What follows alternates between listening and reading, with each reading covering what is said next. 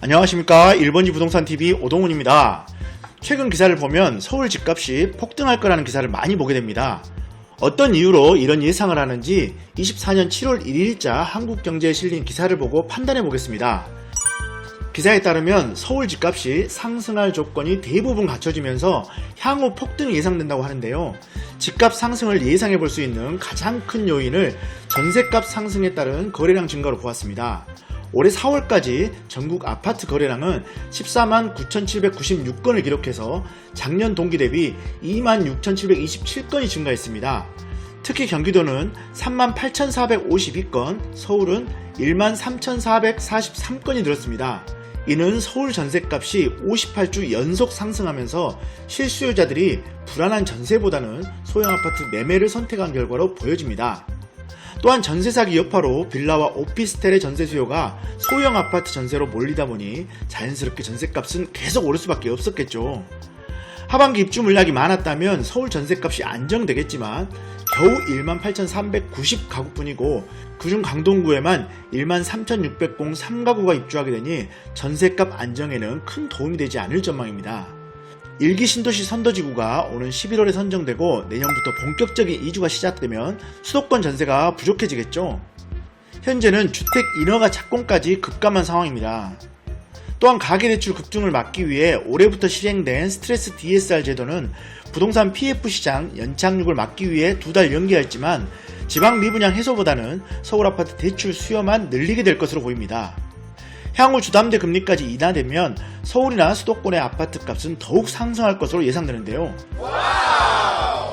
결과적으로 최근 건설회사들은 아파트 수주를 꺼리게 되고 재개발 재건축 시장에서도 충분한 공사비가 확보되지 않는 한 수주를 안 하고 일반 신규 아파트 현장도 분양성이 충분히 보장되지 않으면 주택금융공사를 통해 보증받기가 어렵다 보니 결국 2-3년 후에는 본격적인 공급 차질이 시작될 것으로 보입니다.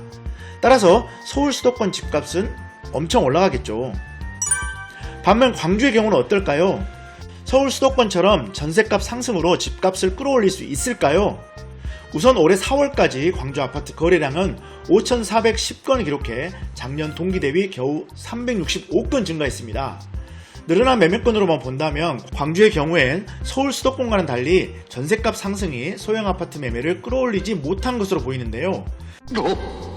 광주의 경우엔 빌라나 오피스텔 등으로 인한 전세 사기가 타 지역에 비해서 상대적으로 많지 않았고 올해 입주 물량은 9,731세대로 평균 입주 물량에 비해 상당히 많다 보니 저렴한 전세가 많다는 겁니다. 또한 작년과 올해 신축 아파트 분양이 평소 대비 150% 정도 많이 쏟아진 점도 향후 전세값 안정에 도움이 되는 부분입니다. 이런 상황에 여전히 미분양은 남아있고 그중 일부 단지는 할인 분양까지 하고 있다 보니 아파트 매매보다는 저렴한 전세를 선호하게 되니 결과적으로 매매 거래량의 증가폭은 그리 많지 않았던 것으로 보입니다. 하지만 여기까지가 전부일까요? 그렇지 않겠죠. 광주의 경우 84 타입 최고가 아파트를 중심으로 서서히 회복하고 있거든요. 이유는 9억 이하, 85제곱미터 이하 아파트에 대해 최고 5억까지 금리 1.2에서 3.3%까지 대출해주는 신생아 대출을 이용하는 분들이 늘어나고 있기 때문입니다. 게다가 생애 최초라면 취득세도 200만원까지 할인되고 LTV 80%까지 가능하니 상당히 유리하죠. 사실상 거절할 수 없는 제안을 한 겁니다. 예를 들어서 5억짜리 아파트를 매수할 때 신생아 대출을 이용하면 최대 4억까지 대출을 받아서 1억만 가지고 매수가 가능하죠. 또한 평균적으로 2%대 금리가 적용되다 보니 매달 75만원 정도면 이자가 끝납니다. 다른 분들은 담보대출로 5%대 이자를 부담하고 있거든요. 하지만 이자 부담을 절반 이하로 낮춰준다면 거주와 투자를 병행할 수 있다는 결론이죠. 아파트 매매 거래량 증가만으로는 광주가 평범한 수준이라고 하지만 84 타입 최고가 거래 아파트 기준으로는 최고점 대비 90%까지 회복돼서 서울 경기를 제외하고는 광역시 중 가장 빠른 회복세를 보이고 있습니다. 빠른 회복률은 타 광역시에 비해서 미분양 물량이 적고 2024년 상위 10위 최고가 아파트 평균 매매 금액이 광주가 가장 저렴해서 9억 이하거든요. 그러니까 빨리 회복되는 게 정상이죠. 그렇다면 전문가들이 추천하는 무주택자 내 집 마련 추천 방법은 어떤 게 있을까요? 첫 번째는 기존 주택 매입입니다. 최근 높아진 분양가에서 굳이 무리할 필요가 없다는 거죠. 사실상 입주 15년차 이내의 대단지를 가보면 고급스러운 마감재를 제외한다면 있을 건 다 있으니까요. 두 번째는 분양가 상한제 적용된 주택에 청약하는 겁니다. 광주의 경우에는 지난해 평당 1,500만원에 분양했던 첨단 3지구 1스테이트와 제일풍경채가 뜨거운 감자였죠. 세계블럭 3,949세대가 순식간에 완판됐으니 굳이 설명할 필요가 없잖아요. 또한 민간공원 특례사업 아파트도 관심있게 봐야 됩니다. 광주엔 12,000여 세대에 10개 단지가 공급되고 현재까지 9개 단지가 분양되었습니다. 광주시로부터 분양가 규제를 받다 보니 상당히 저렴하게 나오는 단지들이 많습니다. 그러니까 미분양이 차츰 줄어들고 있죠. 마륵공원 위파크는 100% 완판되었고요. 신영공원 산이고원, 우남산공원 우미리는 완판이 코앞입니다. 봉산공원 첨단 제1풍경채와 위파크 7공원은 70% 이상 분양되었다고 합니다. 지금 나오는 신축 아파트 분양가와 비교해본다면 첨단 3지구 아파트와 저렴하게 분양된 민간공원 특례사업 아파트는 적당한 프리미엄을 주더라도 상당히 저렴하겠죠. 세 번째는 도심 장비 사업인 재개발, 재건축, 일반 분양에 청약하는 겁니다. 광주의 경우에는 여러가지 사정으로 착공이 지연되는 신가동과 학동 4구역이 있고 일반 분양 금액이 너무 비싸서 상당한 미분양이 남아있는 우남 3단지도 있습니다. 따라서 분양가 규제가 심한 서울과는 좀 틀리죠. 광주의 경우라면 서울처럼 투기과열지구가 아니라서 언제든지 재개발, 재건축, 입주권 투자를 할 수 있습니다.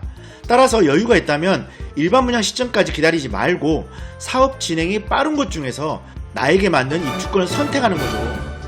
착공 준비가 된 구역 중에는 신가동 재개발과 학동 4구역 재개발이 있습니다. 신가동 재개발은 시공사와 조분가, 1분가 이견으로 멈춰있는 상태라서 아마도 조합원 분양가가 다소 올라가지 않을까 염려되는 곳이고요. 학동 4구역 재개발은 최근 철거가 마무리되어 조만간 착공할 예정이지만 프리미엄이 상당하다 보니 부담스럽습니다. 이주를 진행하고 있는 구역은 광천동 재개발과 양동 3구역 재개발이 있습니다. 광천동 재개발은 84타입 기준으로 조분가 3억 8천만원에 프리미엄이 2억 2천만원부터 시작되니 매매가 6억 정도라서 하이엔드를 희망한다면 도전해볼만 하겠죠. 양동 3구역 재개발은 84타입 기준으로 조분가 2억 9천만원에 프리미엄 2억 1천만원 정도 나오고 있어서 매매가는 5억 정도 됩니다. 나머지 관리 처분을 준비하고 있는 계림 1구역 재개발, 3.1아파트 재건축, 지산 1구역 재개발과 사업시행 인가를 준비하고 있는 계림 3구역 재개발, 서동 1구역 재개발은 상당한 설명이 필요하니 다음 영상에서 별도로 다뤄보겠습니다. 여기서 궁금해하시는 게 있을 거예요. 왜 추천 방법 중에서 할인 분양 받으라는 것은 빠졌지? 광주의 경우에는 지역주택조합 아파트 중 후분양해서 완판하지 못한 단지의 경우 시간과 자금이 여유가 없다 보니 입주 전이라도 할인 분양하는 곳이 있지만 재건축이나 재개발, 일반 아파트의 경우에는 입주 전 할인 분양하는 경우가 상당히 드뭅니다. 그래도 할인할 거라고 기다리신다면 2028년 이후로 기다려보세요. 굳이 말리지는 않고 싶습니다. 지금은 2008년 금융위기 때처럼 수천 세대가 미분양되는 상황이 아닙니다. 따라서 미분양 상황을 염려해서 내 집 마련을 미루실 필요가 전혀 없습니다. 생애 최초나 신생아 대출이 가능하다면 반드시 기존 주택을 매수하셔야 되죠. 특례 대출은 매번 오는 기회가 아니거든요. 정부에서 주는 기회를 놓치면 안 되잖아요. 남들 다 5%대 이자를 내고 있는데 나는 반값이잖아요. 좀 더 여유가 있다면 분양권이나 입주권을 매수하는 방법입니다. 금남로 중후에스클래스 두산이부터 제니스, 더샵 센트럴파크, 계림 아이파크 SK뷰, 무등산 자이의 어울림을 한 번이라도 가보셨다면 퀄리티 높은 아파트에 반하지 않을 수 없을 겁니다. 당연히 투자해야죠. 더 이상 머뭇거리면 안 됩니다. 오늘 소식은 여기까지입니다. 안녕히 계세요.